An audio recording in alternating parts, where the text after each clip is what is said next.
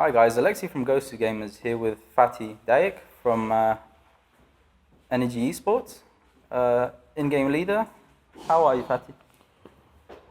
I've been better, but I've been worse, so I'm fine, I guess. Cool. So how are you enjoying Split so far? To be honest, we didn't see so much from Split so far because we flight obviously from USA to Croatia, and we had kind of a jet lag, at least I had, and we enjoyed our time in our hotel. We have a really cool hotel, really enjoyable, so we didn't see so much yet from Split. Mm-hmm. But I'm enjoying the time, at least at the hotel. Cool. Going into the event, did you guys go through any additional preparation or anything special? We had like the normal preparation because we had like the normal, I would say, like it was just like we practice for our EZA games because at the moment that's like the most important thing for us, the most important league, and we want to attend to the finals if we make it to the playoffs, and that's why we every week we have kind of different maps to practice on, and so we kind of just practice for this league, and so we also like were in shape for this tournament because we kind of practice every map gone through, and but there was no particular preparation for this event. We wanted to do a boot camp, but we couldn't make it to make a boot camp, so we just practice as much as we do. We worked hard on the internet, and yeah, I think there was not a special preparation, but we were prepared. Okay. Obviously, recently you joined NRG Esports. How was the shift from Europe to North America for you personally? For me personally, it took too long because I wanted to have a bigger chance to attend to the major, but we couldn't handle everything. But all of a sudden, then one to another day, it was settled down everything, and then I was kind of in the plane, so in the aircraft. So I don't know, it was too slow, but in one case was kind of suddenly. So but I can just say it was at the end it was good how it was. So you felt the contrast between Europe and North America. The NA scene has been under quite a lot of scrutiny recently due to lack of international results. What's the significant difference between the two? Why is there this sort of almost to say skill gap between the two regions?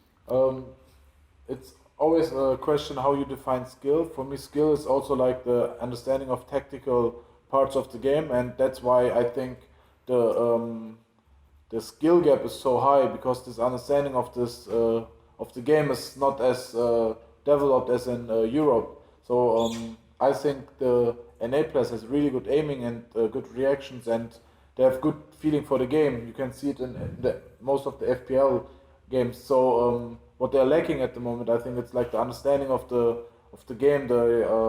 They don't do this, this dirty work on the server. They don't go on the server and go through some stuff which is kind of boring, but it needs to be done. That's kind of, I think at the moment is the problem.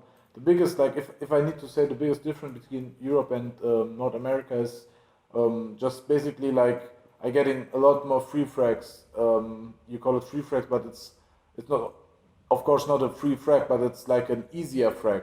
You get more easier frags in NA as in Europe, just because like the Europe teams are a bit smarter. They don't give up so easy frags. After probably they make 3 frags, they don't just donate their lives.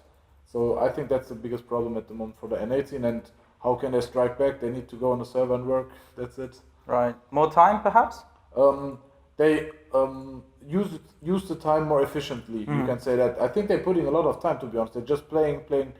Of course, they need to play a lot. That's how you get better, of course. But they also need to use your time to get and think about the game.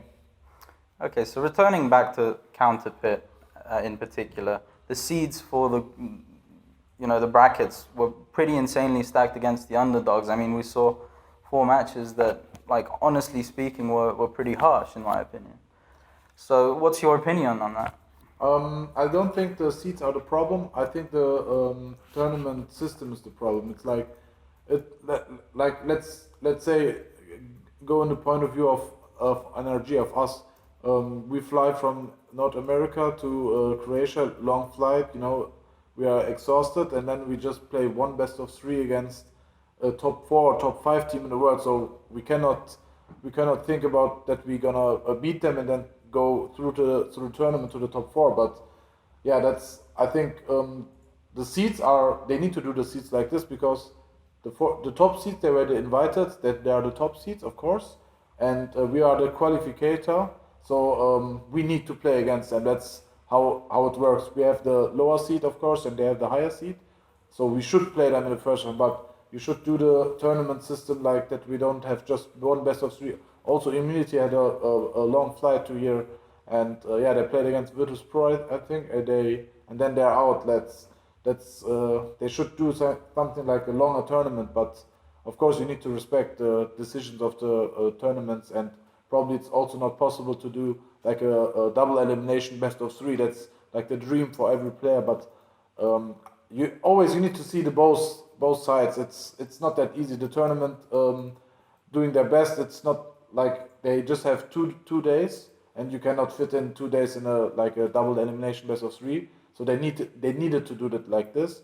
Of course, you can say like, yeah, next time why you don't have like probably 4 days tournament, but probably it's too expensive also. You know, it's always hard to say, but yeah, of course for the players it would be better if it's not just like one game. It's at least 2 games, probably 3-4 games. Yeah. So additionally to these sort of difficulties that you just explained, you also had a last-minute alteration with Peter. Yes. How did that play out? How did Tabson sort of gel into the team for this event? Yeah, as we were in the flight and we're like, I don't think he can play. He can barely move, and probably he needs a surgery. So like we were guessing in the plane, and like the first name who was coming out was like, yeah, let's call Tabson, and because we know him from back days, and we are always really good friends with him, and yeah, we're making so much jokes if we're going around, you know, even though we probably don't see us like probably 6 months or so. So he was the first name we directly asked him after we were in Frankfurt. Our manager was managed everything, that everything was going well. So, and he directly said yes, but I need to come on this day, and then after everything was talked through, yeah, we're like, okay, we were happy that he's here. Yeah. We'll definitely hope Peter gets well soon and gets back into his game. I think he will, yeah. Yeah. Going into your practice regimen, could you sort of describe, I don't know, the proportions of time that you dedicate to personal and teamwork and the structure of practice? At first we used to play less, I'd say, against Prex, against other enemies, and we were talking a lot. And after that we have like kind of mixed. We played more, less talk, then more talk again. That's just a balance. You need to do that what you feel your team needs. I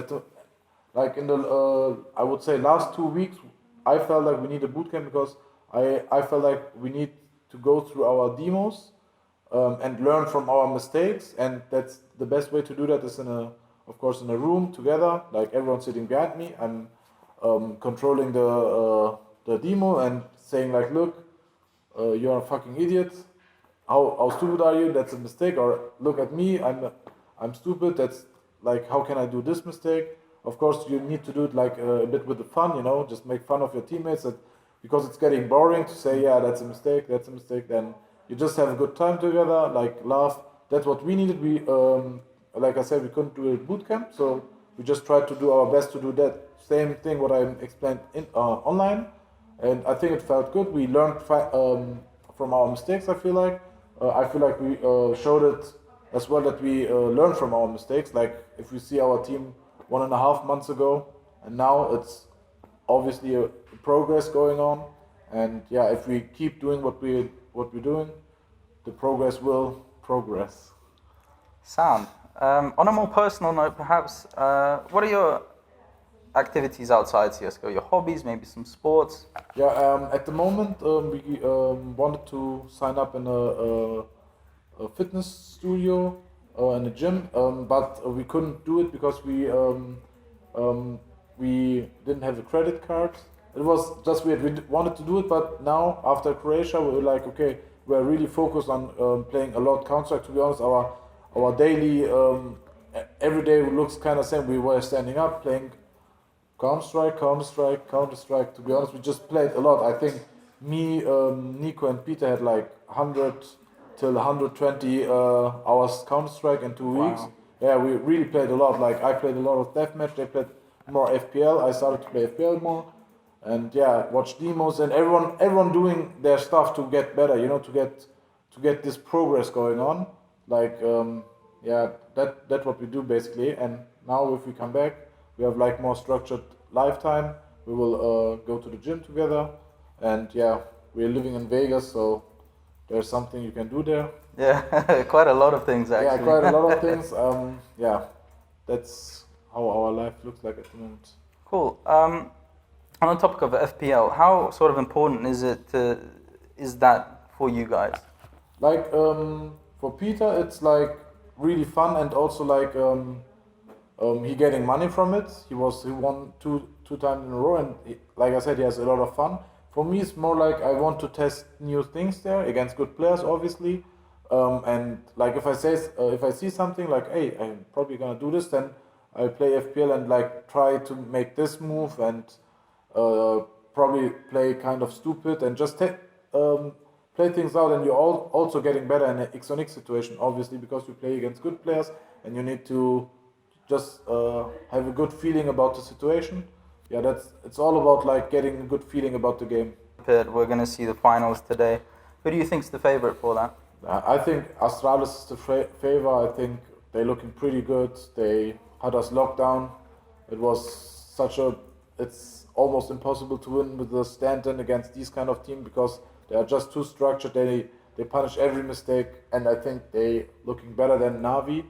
But of course, you never can count out Navi. So I think it's gonna be probably close. But I think and I hope for the friends of mine that Astralis is gonna win. And yeah, I think they deserve it to be the champions of CounterPit. Okay, so before we conclude the interview, any shoutouts? Shoutouts to of course to our fans, and also like the crowd. They were cheering a lot for us, and yeah, it kind of was surprising for me, to be honest, but now I'm happy. It was a good surprise. So yeah, thank you very much. If anyone sees, thank you. I cannot say thank you on Croatia, unfortunately, but I would do it if I can. Thank you very much for the interview. Thank you, no problem. You're welcome.